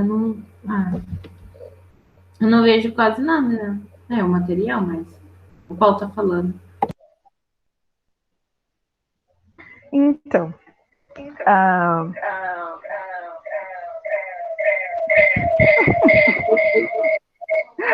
deu um eco aqui. Foi quase uma música agora, Sora. Tá muito legal, né, gente? Eu vou ter que sair do aplicativo, porque eu não sei como fazer. Bom, depois eu vejo isso.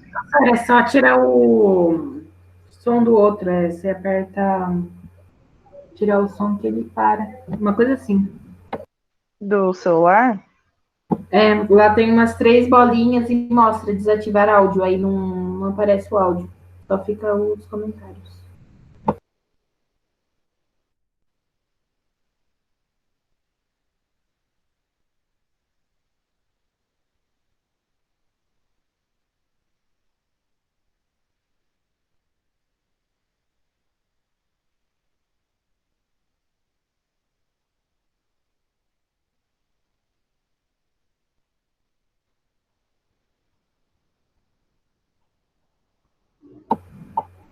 Deu certo, Sora?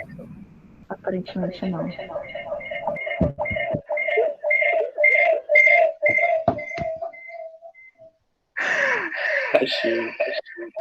Ai, gente, não tem lá. Eu abri no celular esquisito. Vai ficar para outra vez. Depois eu olho.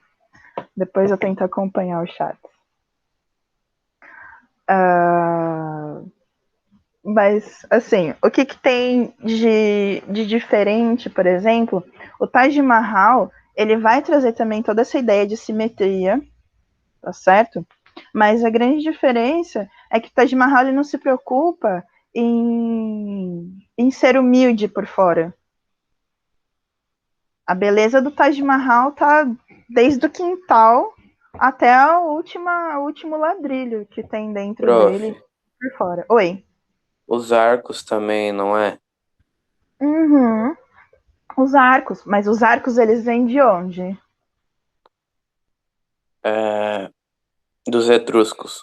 Exatamente, dos etruscos. Que quem vai trazer para o mundo é Roma. Roma. Né? Então, aqui faz parte do Império Romano. Então, nada mudou, né? Assim, nada mudou nesses termos assim. Nós estávamos na Roma, agora a Roma está um pouquinho diferente, mas ainda é Roma. Então, nós temos o arco. Eu achei pertinentíssima Roma 2.0. Isso, é uma Roma 2.0 aqui, mas pertinente essa observação. Então, sim, nós vamos ter os arcos, certo? Então, nós vamos ter essas características que vão ser levadas para arte, meu Deus, islâmica, certo? Para arte árabe, que vai levar todas essas características, né? A abóboda e tudo mais. Mas já não vai ter todo esse compromisso em parecer humilde, né?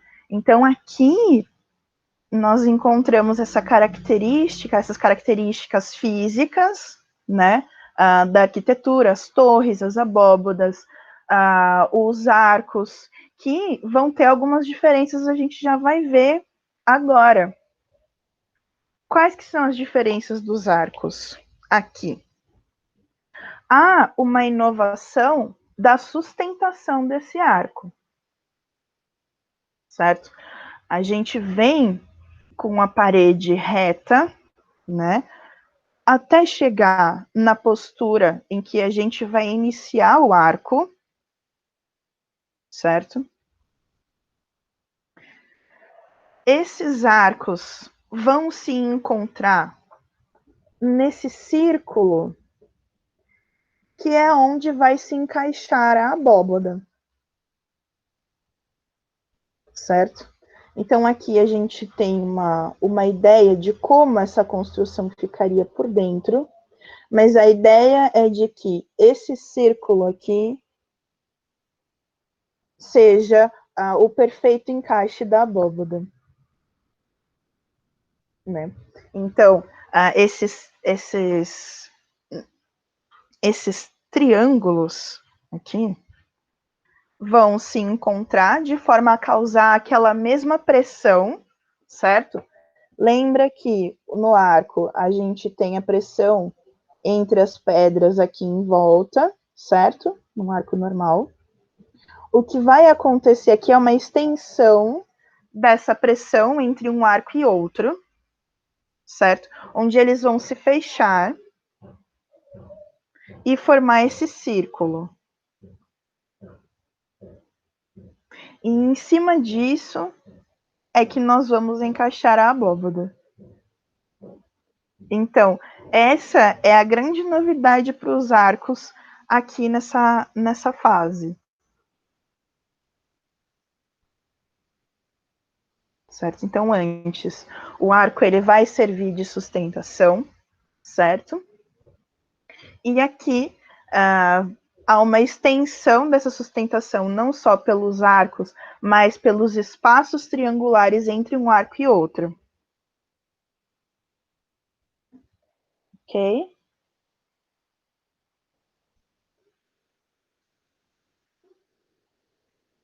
Aqui eu encontrei uma explicaçãozinha um pouco mais detalhada, certo? E uma forma da gente compreender como que isso acontece fisicamente, tá certo? Então, lembra, aquela parte mais reta, antes de formar o semiarco, certo? Então, nós seguimos com as paredes, ok? Chega na parede, a gente faz esses arcos que vão se sustentar nesses triângulos, formando o círculo.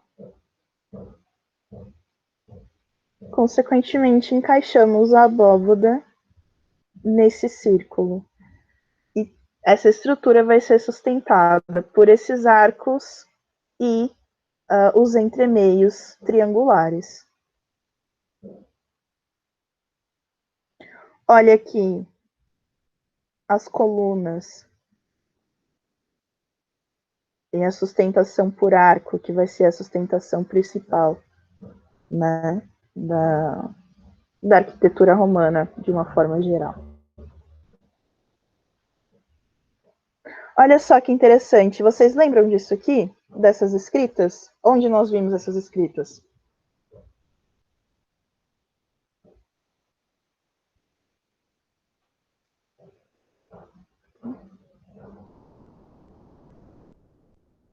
Gente?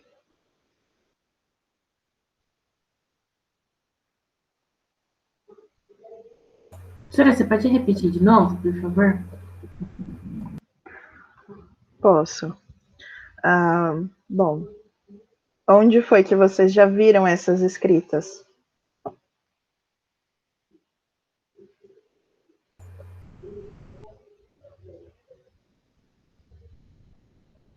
Nossa Senhora.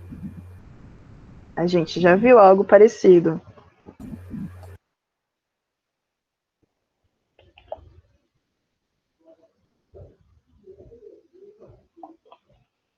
Sora, eu não lembro, desculpa.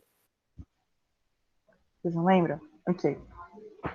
Lembra quando a gente estava estudando a arte na Península Arábica? A gente estava estudando, a gente viu o islamismo e tudo mais?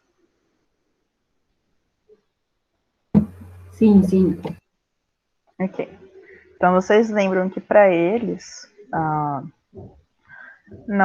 eles não admiram imagens, né? Portanto, eles capricham na escrita. Essas escritas são escritas árabes. Mas por que teria uma escrita árabe numa igreja cristã?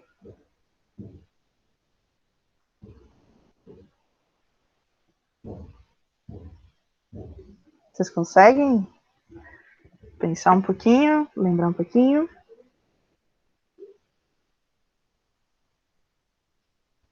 Essa igreja, gente, ela tá na Turquia. A Turquia, ela posteriormente, ela vai ser dominada por árabes, né? O Império Bizantino, ele vai cair em algum momento e a Turquia, ela vai ser dominada ali pelos muçulmanos.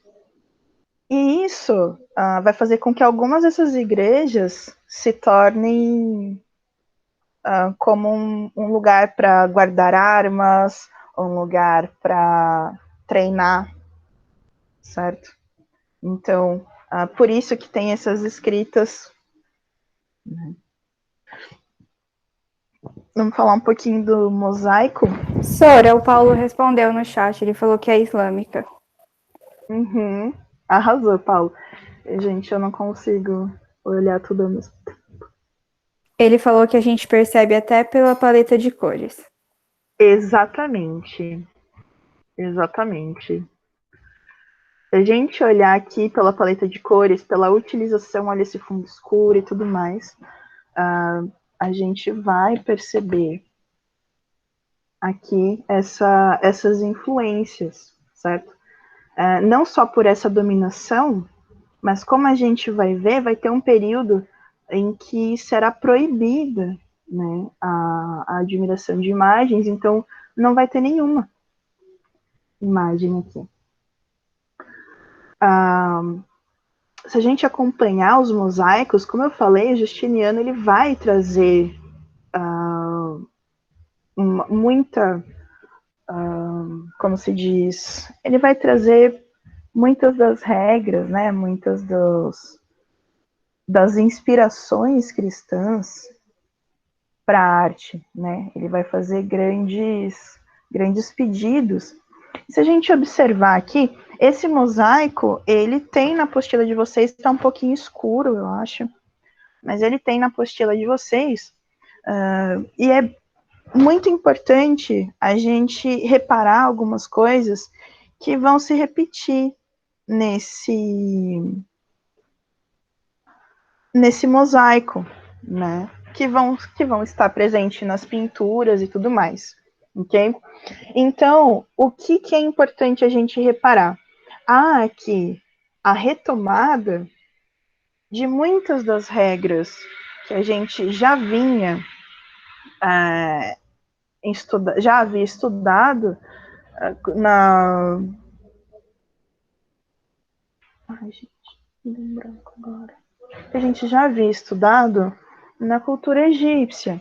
Então, vamos voltar aqui, cânones. Então, a gente vai ver aqui aquela teoria da frontalidade, mas de uma forma diferente. Você está vendo que eles estão sendo retratados de frente, mas os pés estão meio que de lado. É só uma reverência à frontalidade que a gente vê, né, nas pinturas egípcias ou nas gregas, certo? É só uma referência a essas formas de arte, a essa proporcionalidade.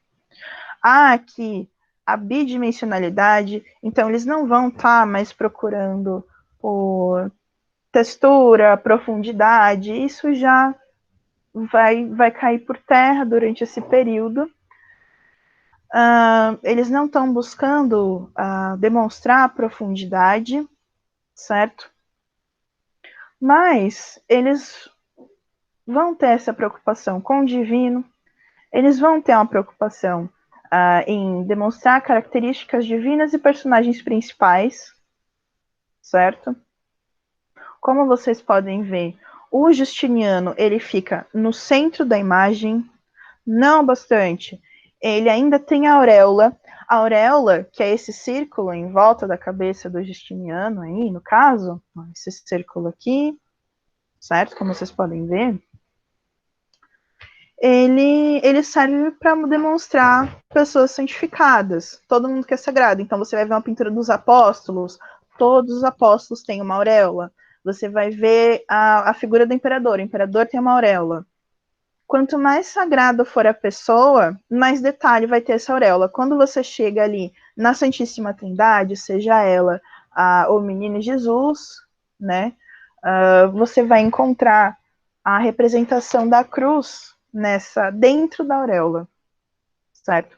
E não só todas as auréolas vão formar um crucifixo, como a da pessoa principal, que vai ser Jesus, no caso, ele vai ter uma cruz ali na auréola dele, ao fundo, certo? Outra coisa que volta aqui são as proporções, divisíveis sempre por 3. Seja o tamanho em 9, seja o rosto, né? Você vai ver aqui o tamanho do nariz, é o mesmo para cima, né, na testa, e o mesmo para baixo, aqui na região da boca até o queixo. Então, você volta a essas proporções. Licença, gente.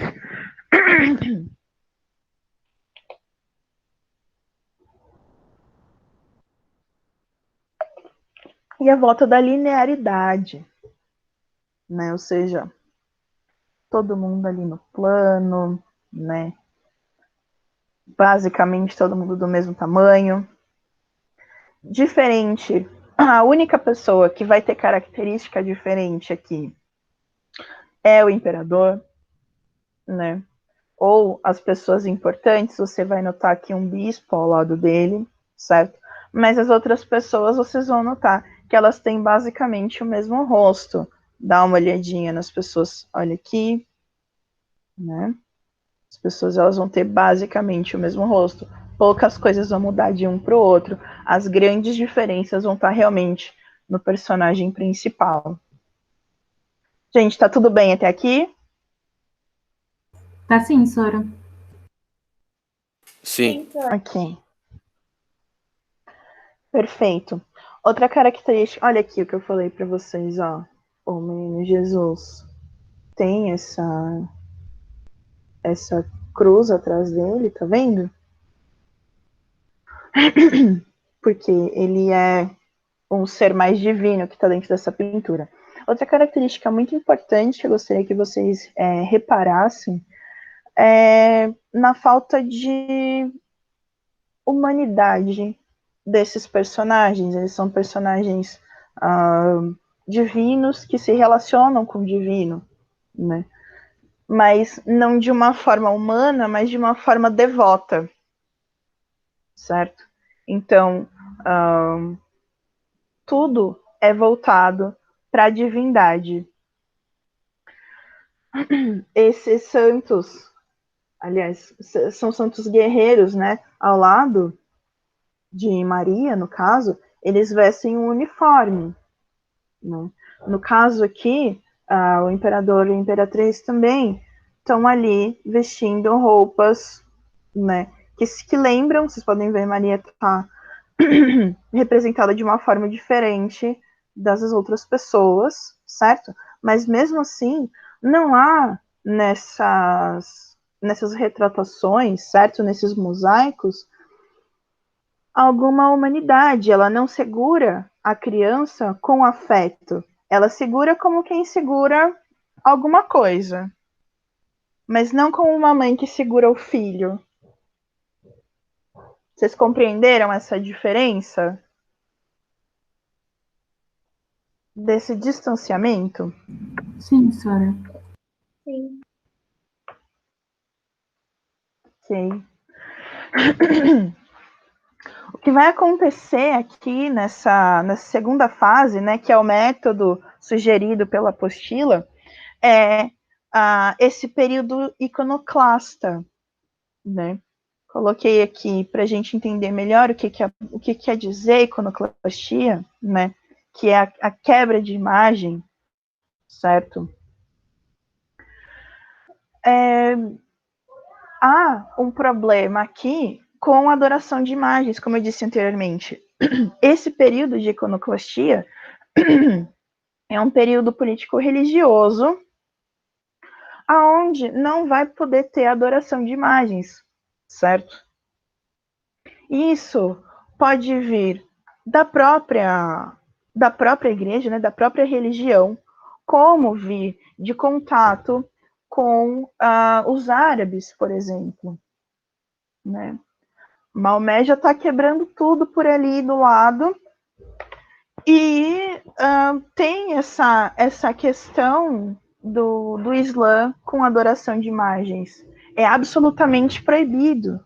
E aqui, como eles têm muito contato, e também tem essas passagens bíblicas onde se diz, né, que não se deve adorar outros deuses e tudo mais, né, há um problema com a adoração de imagens.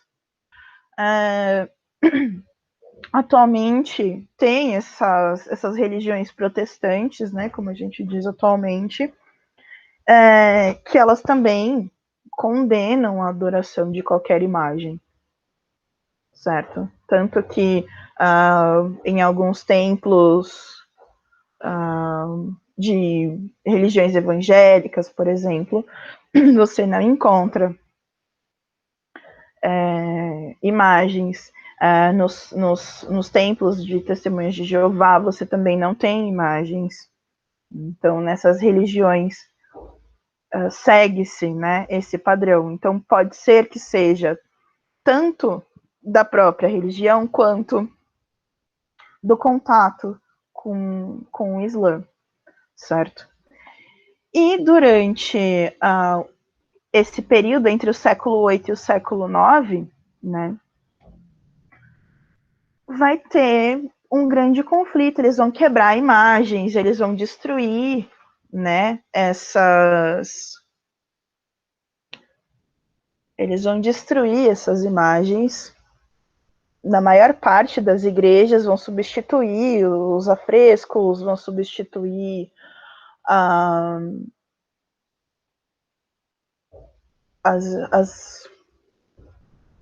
os mosaicos, vão substituir esculturas, pinturas, qualquer coisa que tenha a ver com imagem. Desculpa, gente, tá tendo uma destruição aqui do lado. Então, qualquer proximidade com imagem levada ao divino vai ser abolida aqui. Sendo, então, essas imagens, né, posterior a esse período, né, entre o século VIII e o século IX.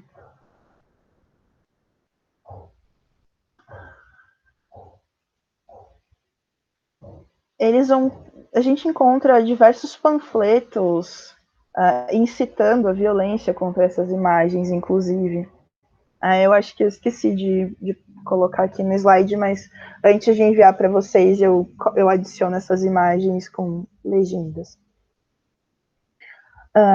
Esses mosaicos, essas pinturas, né, elas vão voltar só depois do século IX, e elas vão carregar algumas características de contato com a Roma ocidental. Porque que acontece?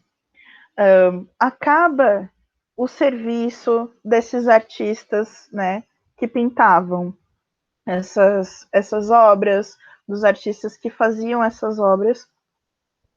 Alguns deles vão sair dali, ou por correr risco por conta do rechaçamento, né, da violência, ou porque não tinham mais o que fazer por ali. Outros continuam, porque só há mudança, né, de tema. Mas esse ir embora, né, para Roma ocidental vai dar para eles novas visões. Então eles vão voltar para Roma ocidental, aliás, para Roma oriental, com características novas. Então eles vão trazer para essas imagens um pouco mais de proximidade, um pouco mais de afeto, certo? A conexão. Então, a gente vai ver aqui, né, nessa pintura do Vladimir, essa maior proximidade, né? Vocês olham ali a criança, no caso é o menino Jesus, ele olha, né, para Maria, enquanto ela segura ele próximo a ela. Já há aqui uma retratação melhor dessa relação humana, então há uma humanização desses personagens, né?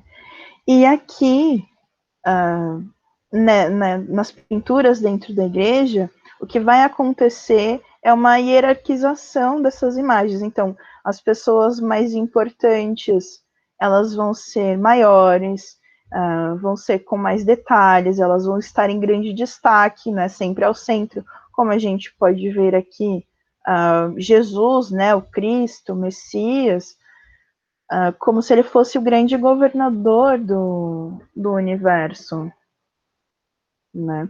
Como se ele tivesse ali o poder supremo, como se fosse ele a fazer a trazer a ordem, a comandar o universo, certo?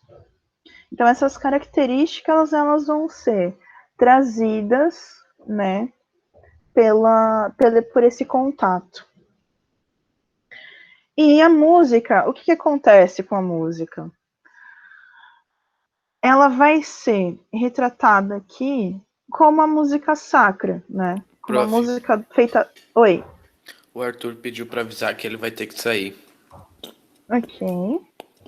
Mas já tô terminando já, viu, gente? É que ele vai pra casa da avó dele agora. Tá certo. Lava a mão e cuidado com a sua avó. Então, o que acontece com a música? Ela vai perder a instrumentação porque a única coisa que é sagrada é a voz, porque foi Deus que deu a sua voz. Né? Então, ela é o dom divino. E esquece instrumento. Né? Os instrumentos eles vão ficar na música que a gente vai encontrar, né, depois de muitos anos, na música que vai ser dita música profana, né? Mas ela só vai ser dita música profana porque ela não está dentro da igreja. No mais, ela é uma música popular, né? E posteriormente, o único instrumento que chega a fazer parte da música sacra é o órgão, porque ele vai trazer características vocais. A gente retoma isso quando chegar o momento. Mas aqui, somente a voz. Né? Não há mais o instrumental. Então, flauta, bandolim, esquece, tambores, esquece isso. Tambor vai ser só um instrumento militar. Né? E também dentro da música profana, mas se a gente levar em consideração, o tambor ele passa a ser um instrumento principalmente de utilização militar. E na música sacra vai ser só a voz mesmo. O que tem nessas músicas? Passagens bíblicas. Essas passagens bíblicas vão ser poemas musicados, certo? As características melódicas aqui, a gente vai encontrar em todos os lugares que tem contato. Gente, comércio é cultura nessa época.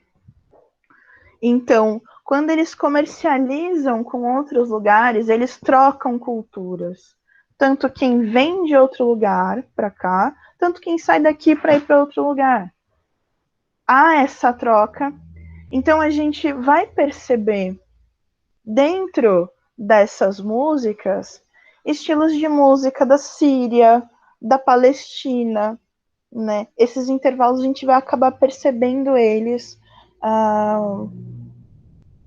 na música, na melodia, certo? Também vão ter características da música hindu ali, né? E da própria música grega, certo? Gente, tá acabando, né, nosso momento aqui. Professora, eu acho que tem que fazer chamada. Tem que fazer a chamada. Gente, hoje eu tô impossibilitada de fazer a chamada. Mas vamos fazer o seguinte. Vamos ver quem de vocês está por aqui. Então, nós temos a Letícia. O Tutu saiu agora há pouco. Aqui estava aqui, né? Obrigada. O Alan também. A Júlia. Gente, eu tô olhando aqui na ordem que vocês estão aparecendo aqui, porque, assim, deixa eu mostrar um negócio para vocês. Olha isso aqui. A minha vida, ela tá esse caos todo. Gente, eu não sei aonde tá nada. Oi? Aquela pequena mudança.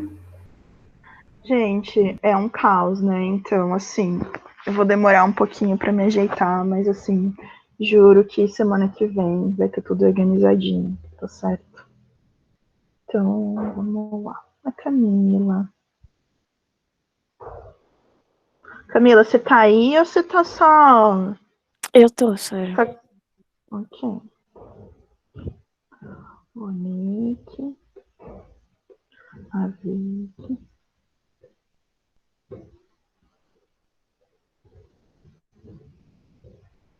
Volta bem.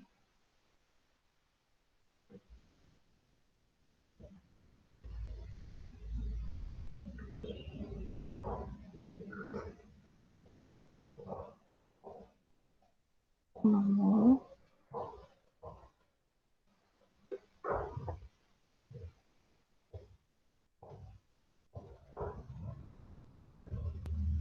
Gente, quem mais tá aí, gente? Pelo amor de Deus, que eu não tô conseguindo rolar isso aqui.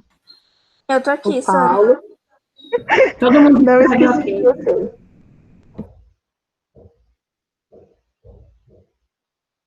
Miguel, Nick, já falei que você tá aqui, mas aqui também.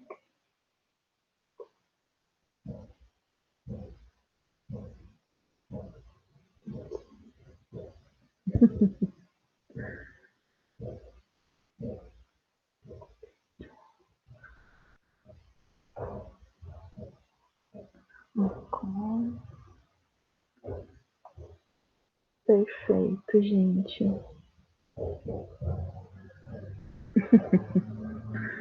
Aqui.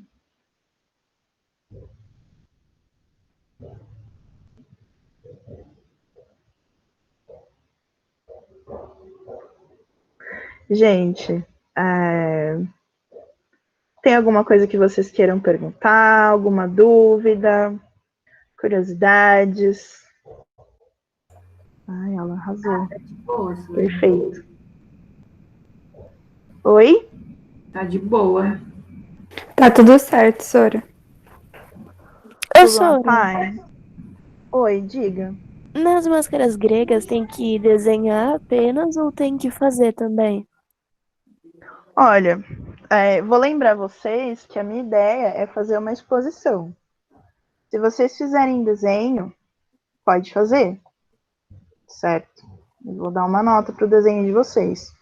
Mas tenta trazer as características para esse desenho da máscara grega. Expor quando? 2022, pelo que eu tô vendo. Meio abstrato. Sim, é assim, sabe? A minha ideia era a Sora, eu tinha gente... entendido que era pra desenhar. Aí eu desenhei, já te enviei já. Eu desenhei, mas vou fazer, então tanto faz. Eu já enviei já. Você viu a minha devolução, Carol? Eu vi sim, Sora. Tá bom. Então, assim, não tem problema. Vocês querem desenhar a máscara? Ok. Tá? Mas, por favor, tentem trazer as características dessa máscara, tá certo? E tragam o porquê, né, desse desenho. Quando vocês respondem ali, para que serve a máscara, certo? Qual é a funcionalidade dela dentro do teatro grego? E a segunda pergunta é, o porquê dessa sua escolha? É para você trazer, olha, eu escolhi porque ela tem as características assim, assim, assado, né? É para vocês trazerem esse tipo de reflexão.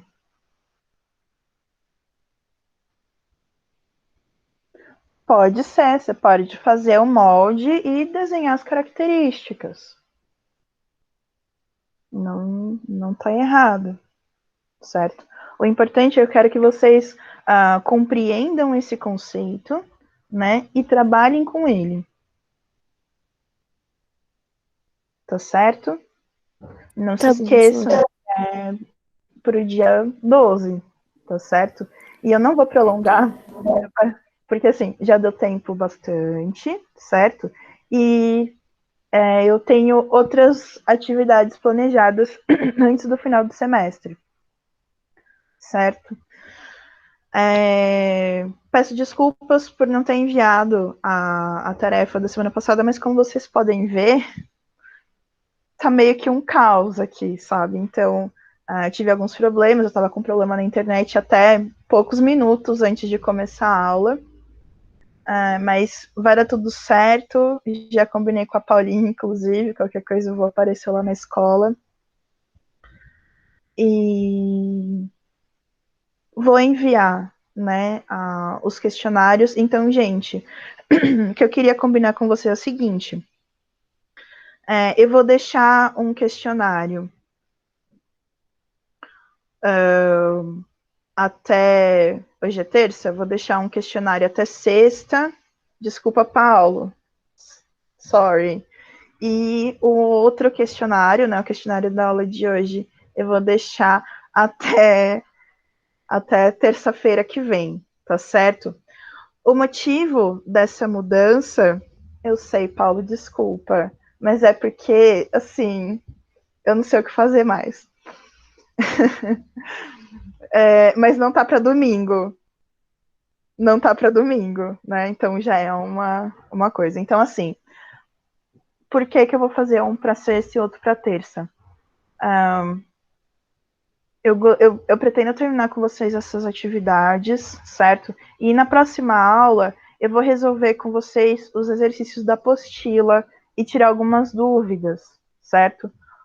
Motivo pelo qual a gente vai fazer uma prova depois disso, ok? Uma prova escrita. Fora essa prova escrita, eu vou fazer mais um ou dois trabalhos manuais, ok? Beleza. Todo mundo de acordo? Beleza. Preciso de mais gente falando que tá tudo certo. Sim, senhora. Tudo certo, Sora. Tudo certo, senhora. Ok, então, na maior parte tá todo mundo de acordo, certo? Então,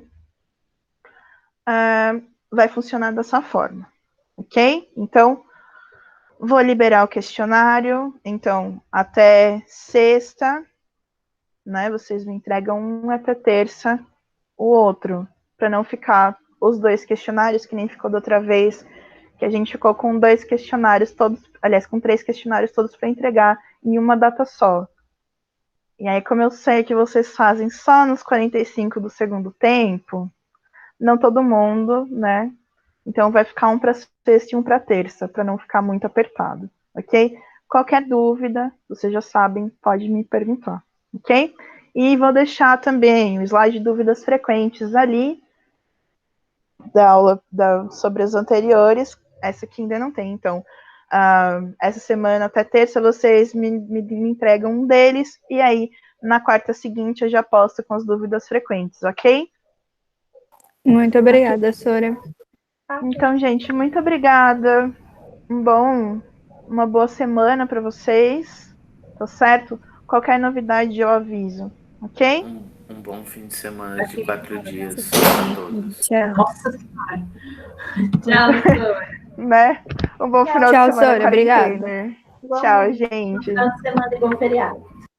Para vocês também.